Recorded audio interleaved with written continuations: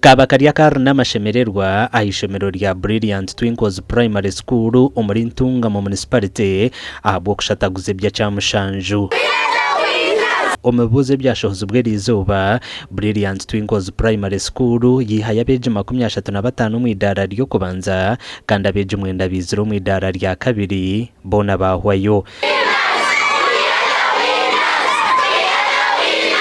I want to thank the Lord for enabling us to do our prayer peacefully and enabling us to get good aggregates. I thank my parents who have made it and paid for us school fees from nursery to primary 7 without forgetting our directress and director.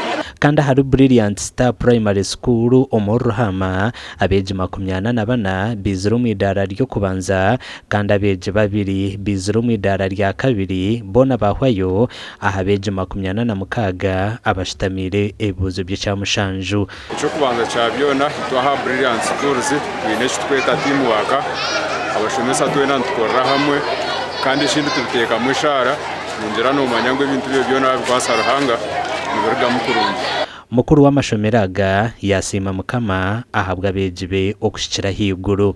So ito tuyino kushemererwa kwango ahabwa abana bitu abakozi reje bijeso abana ba Brilliant Twinkles abana ba Brilliant Star bona bakozi reje munonga aba Brilliant Star head branch yito our mother and our first campus abana anana bana Ariana na Mukaga bona bakozi reje yo kubanza abazire bita bakundwa abina abantu mbarase bindi tubaraganisa ngo myaka iri kwija usakora no kukiraho ubuhanga aryo mwezi wetu abeji abasinzire bihire yo bubonero butano ahabwa TV West and Elias Aratugusa.